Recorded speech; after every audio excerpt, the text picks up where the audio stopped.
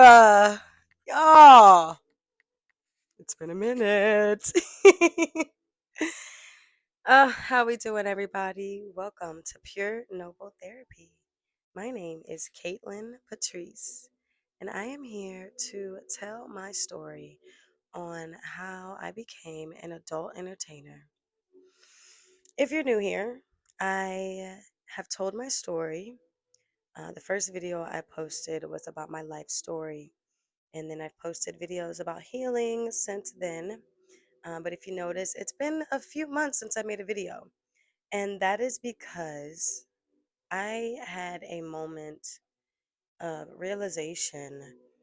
When was this? Back in November, about how much doing adult entertainment actually affected me.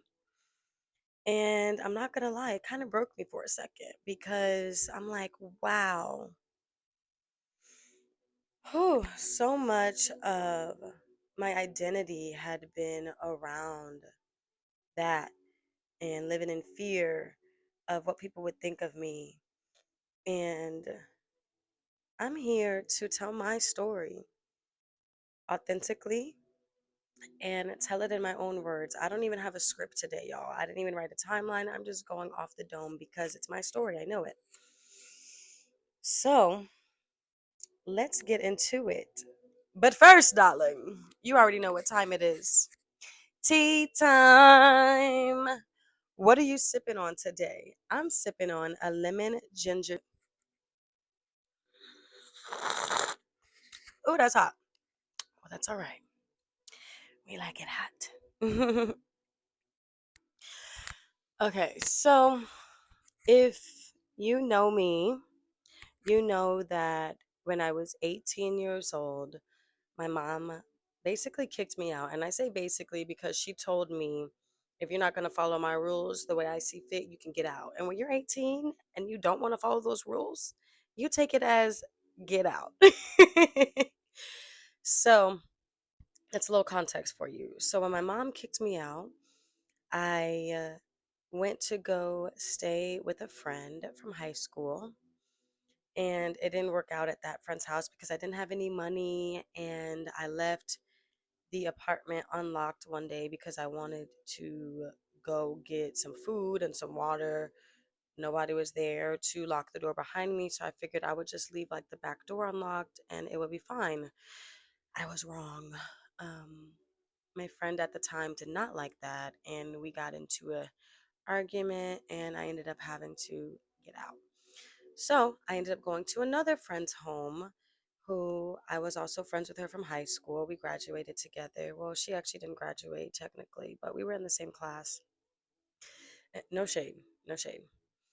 Um, but I was talking to this friend, about how I can make money, and she recommended this website where you can go and get a sugar daddy. And I'm like, okay, like I don't really know about all that, but hey, we'll just see what's on there. So I go on the website. That's my clicking noises. I go on the website and I'm just on there and I'm like, okay, scrolling through, and I stumble across this woman, this beautiful woman. And in the little bio, it says that she's looking for young women to come and go to the clubs and stuff. And just like be in the sections is like a baddie. And I was like, oh, I can do that because at this point, I'm 18. I'm already like going out to the clubs. Excuse me. I'm already going out to the clubs. And so I'm like, okay, like this seems doable. So during the week, me and the young lady were like messaging on the app. And she eventually opens up to me and says that she does adult films to make her like her big money. And I'm like, oh, okay. Well, like, I'm just asking questions like, well, how did you get into that? Like, does your family know? And like, is it on private websites or is it public? And she let me know that her family doesn't know and it's on private websites. And she's like, if you want, I can, connect you with my manager and you guys can have a conversation and see if it's something you're interested in. And I'm like, okay, sure, not really knowing why I said sure. I feel like, well, I guess I do know why I said sure, because I grew up being a people pleaser. And when you're a people pleaser, even if it's not something that you necessarily want to do, you're like, okay, like let me just do it because I want to keep this friendship, because I liked messaging this girl. Mind you, we never talked on the phone. I never met her in person. We only talked on the app through messaging. And so the first time I actually talked to somebody on the phone was her manager. So when he calls me, we talk and he's like, hey, like I can take you to get tested and you can go out to Vegas next week and you can make some money. Well, remember I told you I never talked to the girl. And still to this day, I've never talked to the girl. So what does that tell you? Ding, ding, ding, ding, ding. You guessed it. I probably got catfished. And it was probably the man the whole time. It probably was never even a woman that I was talking to. Okay. So I go get tested and I fly out to Vegas. Now, while I'm on the flight to Vegas, I am so freaking nervous. I literally don't want to do it, but I'm like, I need money, so whatever, like I'll still go do it. Well, when I'm on the flight, I literally get my period and I'm like, ooh, I got my period, so maybe like I won't have to do it? Well, I get there and I was set to stay with this guy who was like the owner of the company, so they said. And I'm saying so they said because I still don't know if he's the owner of the company. He probably is, but I don't know. Um, so the guy, it's like an old white man. He picks me up from the airport. He takes me to CVS so I can get, necessities to take a shower, wash my hair, and things like that. Well, that night, the guy asked me if I wanted to make some extra money. And he said that I could do some special favors for him. And I'm going to give you an example of what one of the special favors were. If you catch my drift, you catch my drift. I'm 18 years old at this time. This man is in his 50s. And I'm staying at his home, and I'm like, oh God, like, I don't really want to do this, but hey, like, I'm about to be on film anyways. So I did it, and he gave me cash. Not a lot, like a few $100s. So I go the next day and to get my hair and makeup done. And while I'm getting my hair straightened and like getting my makeup done, they're like, oh, like, where are you from? And I'm like, oh, I'm from Tampa. And they're like, oh, Tampa girls, y'all love coming out here. And I'm like, okay. And then they're like telling me how, like, there's a young lady there. She's telling me how she's in a relationship with another adult entertainer, and she's an adult entertainer, and like they just live this glamorous life in Vegas and stuff. And the whole time I'm just like, in my mind, like, what the am I doing? What the did I get myself into? But I feel like it's too late now. Like, I have to go through with it? So we go and do the video. Now, remember, I told you I had my period? Well, that didn't stop nothing because when we get on set, they tell me, oh, we'll just put these little makeup triangle, like cotton swabs, like up your cooch. And I'm like, okay. Now, if you know anything about a woman's period, you know that you get swollen, you're cramping, it's painful. And so you put makeup sponges up there that's basically absorbing all the liquid. So any amount of lubrication that I would have felt was gone. So you can imagine how painful it was, right? So before we start filming, the guy that I'm doing the video with, and he's a very well-known adult entertainer. I didn't know like who he was, but apparently he's very well known. Um where they have me do like a little photo shoot, like try on a couple different outfits. They have me do like a little photo shoot, some videos by myself and stuff like that. And then we get into the scenes. Pause, I forgot a part. Prior to doing my like solo stuff, the adult entertainer was like, well, do you want to like, kiss and stuff so that we can get comfortable with each other? And I'm just like, sure, like, okay. So we're doing that while the cameraman is like setting up or whatever. And then I do my solo stuff and then we do the scenes. So during the scenes, you basically like film for like 30-second, 1 minute and like 30 seconds. You do each position or whatever for like that duration. And then at the end, the guy, and then for the final shot, they basically put like lotion, squirted like lotion on my stomach to make it look like more. And then afterwards, it was time to take the sponges out. And like the guys had to help me get it out, which they were like kind of being like, oh, I have to help you. Like, yeah, what the heck? Like, I'm in pain and it's dry up there, Like they barely wanted to let me use lubrication. And so I go and I tell the guy that I'm staying with, who is the, owner. I'm like, hey, like, I don't know if I want to do this. Like, I'm not comfortable. And so he's like, okay, well, like, just try tomorrow and see how you feel. So tomorrow comes. Oh, I forgot a part that's very important. But well, after I got to getting my hair and makeup done, they had me sign like a contract. Now, I don't know exactly what the contract said. I tried to like act like I was reading over it to be like professional, but I don't know what that thing said, y'all. So, who knows? I didn't even look at the company name. I didn't look at anything because I'm thinking it's going to be private. And so, boom, finished with the first day. I tell him I don't want to do it, yada, yada, yada. Second day, we go to a different location and it's a different guy. Again, with the sponges, they put it up there and we do the scene. This scene, I had some like scene where I like came from like outside. It was like a POV one.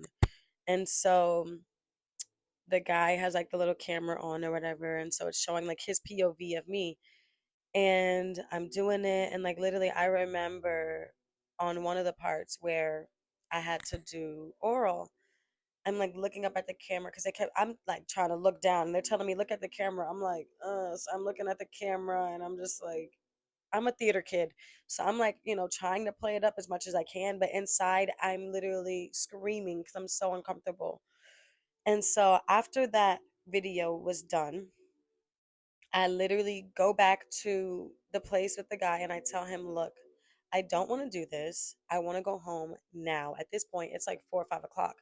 And he's like, okay, well, like, let's look at some flights. We look at flights, and the last flights are like maybe like an hour and a half. So he's like, we would have to leave like right now to like go to the airport. And I'm like, okay, I want to do that. I want to go now. And so I literally went to the airport. I had like a long layover in LA, and then from LA went to back to Tampa. This is a crazy thing because the gate that I was at for my layover in LA is literally the gate that when I moved to LA 7 months ago, I came out of that. That's the gate that I came into. So I was like, oh wow, it feels like I'm redoing my story. Also, guys, I didn't tell you, but I'm not in LA anymore. I'm in New York. That's another story for another day. Okay. So if you want to know that story, let me know in the comments. But I basically go back to Tampa and I act like nothing happened. But prior to leaving for Vegas, I told people that I was going to do a photo shoot. So people are on Twitter like, oh, when's this photo shoot coming out? And I'm like, oh, I don't know. Like, like trying to beat around the bush. And so a few months later, this was probably like in June or July, so like right after high school. A few months later during the football season, I'm watching a Buccaneer football game at my one of my friends' houses because at this point, I had moved from the friend who said I could come stay with her because she was staying with her mom. And like I was in and out of the club, or I was at the club all the time. And she's like, look, this isn't going to work. Like, you can't stay here. Her mom is like, you can't stay here. Like, and I'm like, okay, I understand. Looking back, now I understand, But back then I was thinking, like, she's being mean. But it's like, no, like, you're not doing anything with your life, little girl. You're going to the club all the time. And like, she had a daughter that was still in high school. So it's like, you're being a bad influence on my daughter. And so I end up, I have a friend who talked to her friend and she let me come stay at her like dorm with her. well, it's not a dorm, it was like a college apartment. So it's like a four-bedroom apartment, and like she has her own room. And so it's me and her staying in there, and then my friend who is the connector would be there all the time too. So it's three girls in like it was like a full or queen size bed, and you can imagine like there's freaking piles of clothes in the floor, in the closet, in the bathroom, like it was crazy. And so I'm sitting there at the place in the living room watching a Bucks game with my homeboy on the couch. He's doing like some homework because he was in college at the same college. And the Buccaneers are sucking at the time. And if you know me, you know that I'm like well, I was like a big Bucks fan. And I say was because I don't really watch football anymore. I don't watch football anymore. But I grew up watching it because my auntie cheered for the Bucks. Shout out to you, auntie. Love you, girl. um, I tweeted, "Oh my gosh, like I need to move out of here because this sucks." Talking about the team. Well, somebody tweeted, they're like, "Oh, well, that's not gonna help you because I'm in Indianapolis and I'm seeing this video," and I'm like, "What are they talking about?" So I searched my name on Twitter, y'all. All I see is my butt bouncing up and down, and my face with something in it. And if you know what I'm saying, you know what I'm saying. I was mortified. Okay. Heart starts beating. I'm sitting up. I'm like, oh my God, like, what's going on? Like, I saw the tea and was like, oh, I want to sip. But I was mortified. And I'm seeing what everybody is saying about me. Like, literally, the whole city of Tampa is talking about me, y'all. Now, if you know, like, I haven't been on Twitter in years because it's traumatizing. Because whenever I would go on there, I would just, people would at me and say the name of the corn name that they gave me. And I just didn't want to deal with that because I couldn't face it. I was so embarrassed that, like, I did that. And so, like I said, I was going and doing like at the club all the time. So I was doing like club promotions, and I put quotations because I never got paid for these promotions. Well, never say never. I got paid like twice, like $100. But it's like I literally got exploited because I know people are coming to the club for the women. And excuse me, and you're posting me and all these young girls like all the time, and we're not getting no benefits from it besides getting liquor and grown men googly eyes over us and trying to us. And so I the the owners of the promotion company that I volunteered for.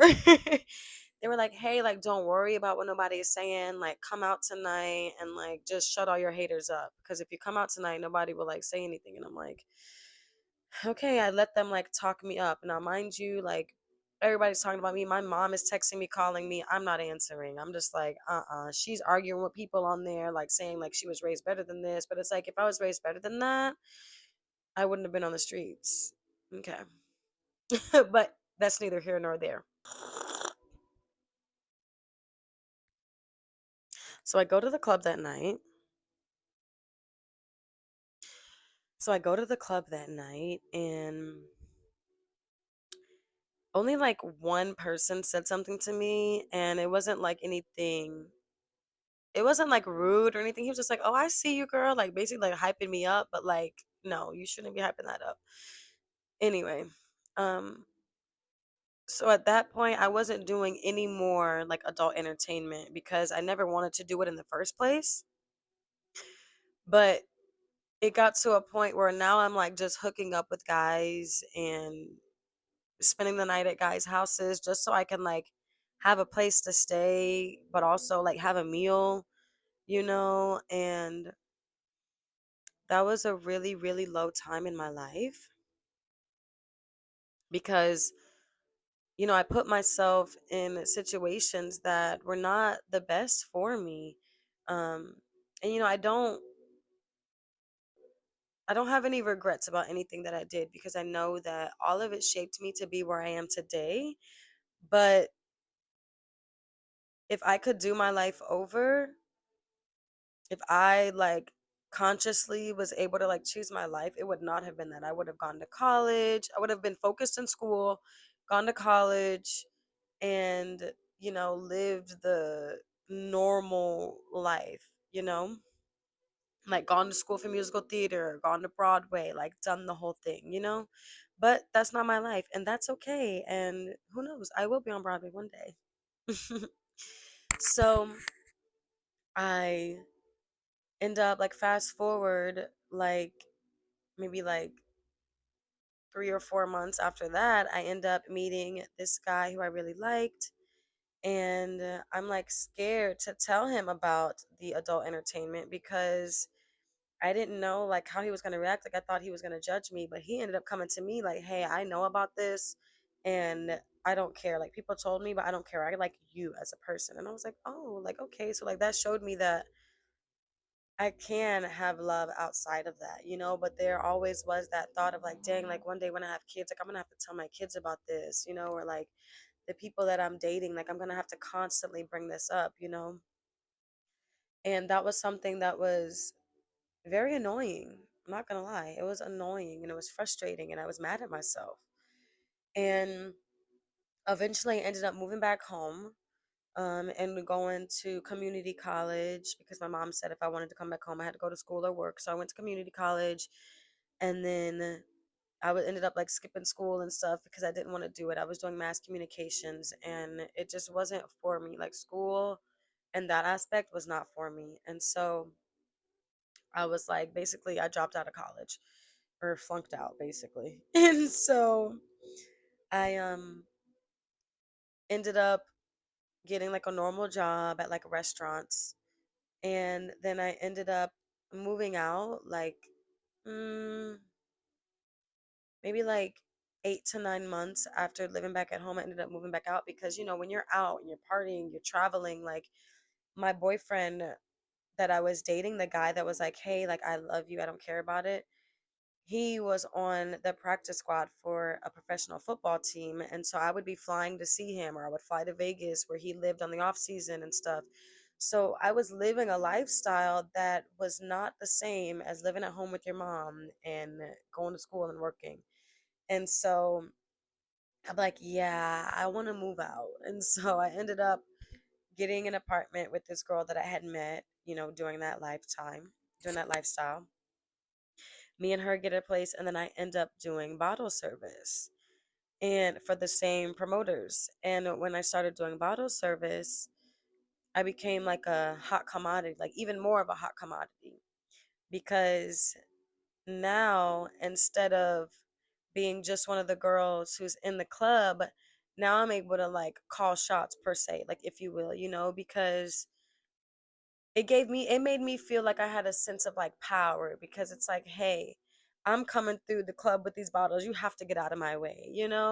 And that was just my ego, honestly. And so in that lifestyle, guys want to hook up with you and stuff. And my thought process is, well, guys have already seen me naked, so it doesn't matter if I hook up with them, or if I charge them because, hey, I've already done that. And like, you want something from me unprovoked. So, and that's just how I lived my life. Um, I was getting flued out and here and there. But it wasn't something that I did like every single day, or even like once a week. Well, I lied. There was a point in time when me and my roommate would get paid to go to this professional athlete's house, and he would pay us $1,000 to just be with each other, and he would take us to get toys, and we could keep the toys, and it seemed like a win-win because at one point he was calling us over like every week. So I didn't have to do bottle service anymore because bottle service started slowing down and this is speeding up. So what do I need to do bottle service for? I'm making my money in one night. So that was, I want to say it was fun, but at the same time with that athlete, I want to say it was fun, but at the same time I ended up having to take, you know, what do I want to say?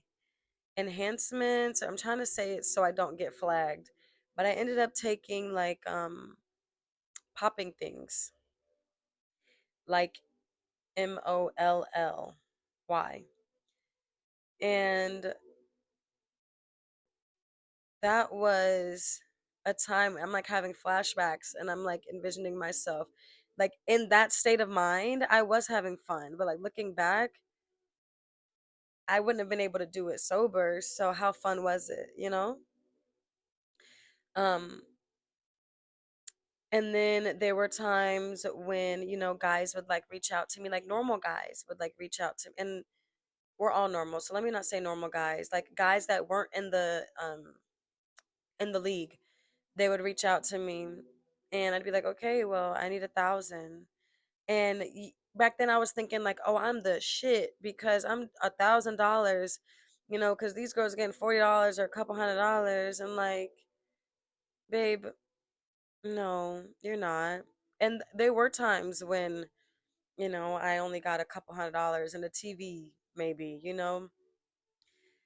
because when you need money and like your stress back then, when your nervous system isn't regulated and you don't know your worth, you're gonna do things for money that you've already done. It's like, okay, fine, whatever, and like, because you're thinking, well, this can help me in the long run. Maybe this can be somebody like consecutive that helps me out, And I became somebody who was a user and a woman, not a womanizer, but a manizer, like, if you will. Like, just men were like a dollar sign to me, and that's not okay.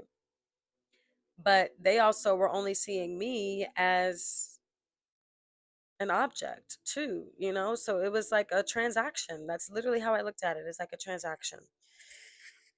And so I remember one time there was a guy that I was dating on the team, the same team as this professional, the other athlete that would pay me and my friend. There was a guy that I actually really, really, really liked, but me and him were like on and off, and then one day he's like called me like, why wouldn't you tell me that you're doing this, because I was doing it with one of his teammates. And I literally was saying to him, like, you need to get over it. Like, it's just a transaction. Like, the fact that I even rationalized what I was doing and tried to justify it by it's just a transaction and like, this is just how I'm making money is crazy to me, because sex is sacred, like, it's a sacred act. It should not be played with. You can't buy that, well, clearly you can, but you shouldn't buy that because you don't know the ramifications, like when you're just like hooking up with random people and people that you don't know what their energy is like, it can really do damage on your mental, your energy field. And so at that time I just was not happy, and like I did come across as like a mean girl, but I also didn't know like who I could trust. I didn't know if people were only wanting me, if guys were only wanting me because they wanted to, have my body, or if women were around me because the athletes were around me, and they wanted to be around the athletes. So I had a guard up for sure. um but one day I woke up and I'm just like, I don't want to do this anymore. Like, I'm not happy. I'm not fulfilled. And I knew I was changing when like it would be time to like go out to the club, and like instead of going out, I'm like taking a nap and like falling asleep and like waking up at like 2 a.m. when my friends are at the club and I'm like at the apartment, and I'm like, oh, like, okay, like my life is changing. I want to live like a normal life. And so I ended up moving back home because me and my roommate ended up getting evicted, because of some other things. I don't remember if I told that story on my life story, but I can go into detail about that too if you guys want. I have a lot of story times that I can tell, um, because I've lived many lives. But I moved back home and I ended up getting like a job through a temp agency. Now, through this temp agency, I was only making like $10 an hour, guys. And I'm having to spend money on Ubers to get to and from work. So I'm only like really at the end of the week only making like $150 after everything is said and done. And, and then my mom is like, you need to build a savings. So I'm like sending my mom money so I can have a savings. And when I ended up getting like another regular job that paid more. And so I was like making more, and then I ended up getting like with my ex, and or my he was my boyfriend at the time. I ended up getting with him, and I ended up moving out. Now during this whole time I'm not doing any adult entertainment. But obviously people know that I did it, and I'm still with that mindset of like, oh, people are judging me. Nobody actually cares about me.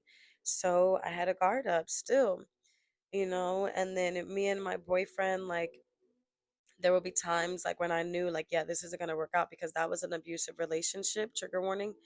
Um, we would get in fights all the time, and like it was a pandemic, it was just a lot going on.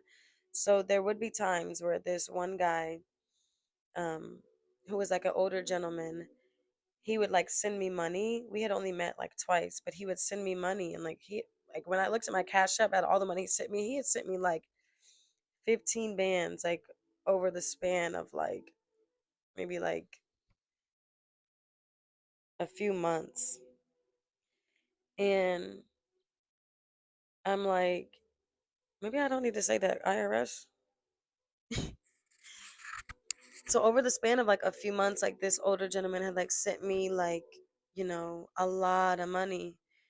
And this was like before my boyfriend, but when me and my boyfriend were like going through it and stuff, and I would like need money or something, or just like trying to go back to like what was comfortable, I would reach out to the older guy, and like we would talk a little bit, like when I wasn't at home, or like he would send me money here and there.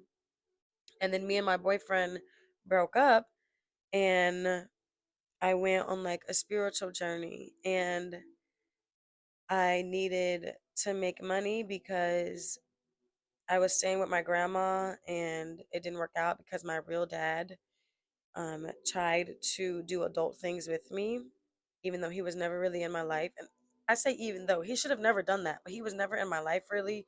And we were trying to build our relationship, and he tried to do things to me. And I told my grandma, and she was basically like, well, it's you or him, and so you need to get out. I'm like, oh, okay. And I'm like, how am I going to make money? And so I had this bright idea to do OnlyFans because that was very popular at the time. And like, people kept telling me, like, you'll make a lot of money, like, you should do it. And I'm like, okay, like, I should do it. But I tried to come at it with like a different twist. Like, let me do it and educate people while I'm doing it, because I had gone on my spiritual journey. So I would be like, no clothes on, but like reading books, or like reading scriptures, or like not reading scriptures, not reading scriptures. I would be like reading affirmations, and like doing gratitude, and like doing yoga and stuff. And then, I would have people wanting customs and stuff, which I would do. And that afforded me enough money to be able to get my own place to move to Iowa. So that's how I got my place in Iowa, was having the OnlyFans. And then while I'm there, I'm doing the OnlyFans, and I felt really empowered because it's like, okay, this is me doing this, and it's on a screen. I don't have to touch anybody, and I can say yes or no to requests. And so it felt like I took my power back with the, adult entertainment.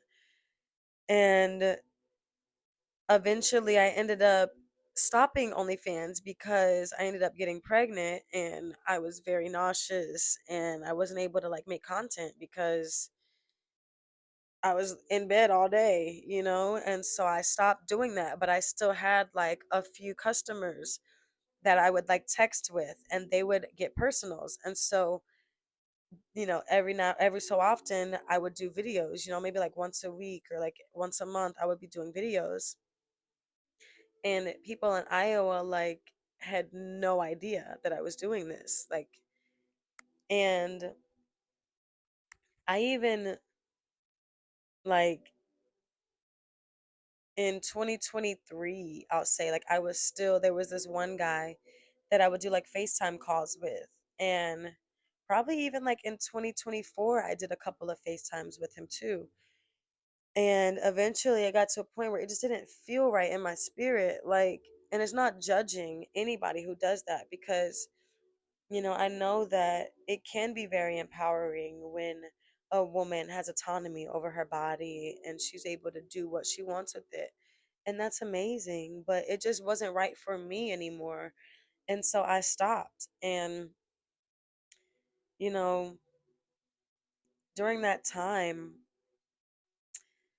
of doing the adult entertainment, you try to convince yourself that, oh, I'm doing this because I want to, or I'm doing this, because I have to. And in reality, I didn't have to do that. I could have, gone and got a job and like gone to school, but it's such fast money that it's like, oh, I can just do this really quickly, and I was around like athletes, rappers, you know,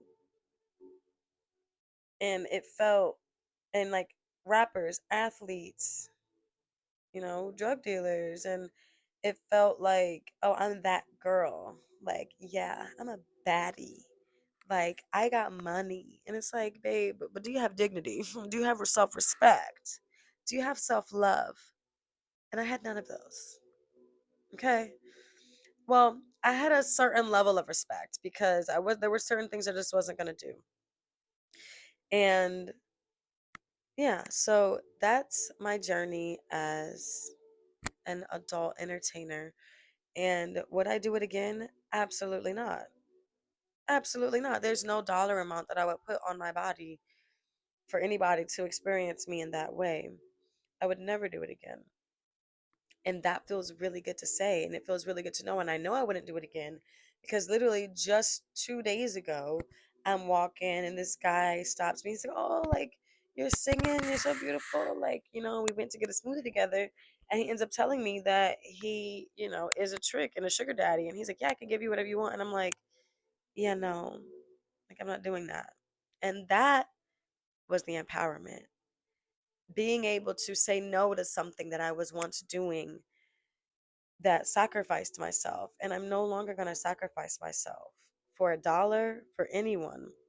And so that's my story. Okay. And am I proud of it? Not necessarily, but I am proud of my growth. And I'm proud that I'm able to be here today and tell my story from my own words because where I'm from, so many people have talked about me and think they know me and think they know my story and know my life when really only a few people truly, truly know.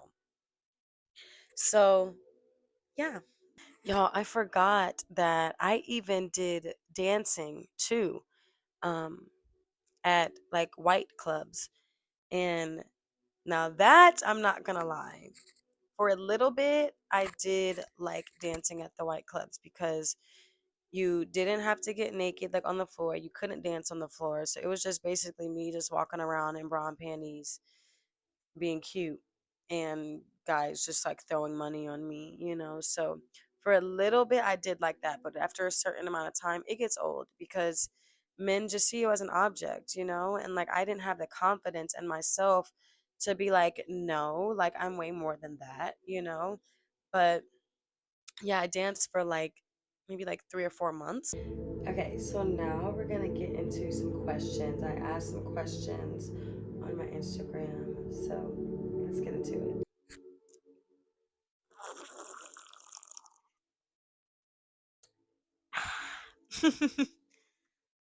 Okay, first question. Did you enjoy your job?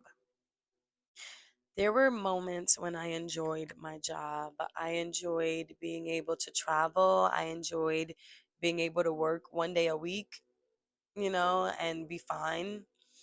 Um, so I enjoyed that aspect, like having what felt like financial freedom in that moment. Okay, was there any everyday nervousness? I would say there was nervousness when I would go with somebody that I had just met, but it wasn't every day because I wasn't doing this every day, It was maybe once a week or every other week or things like that, you know.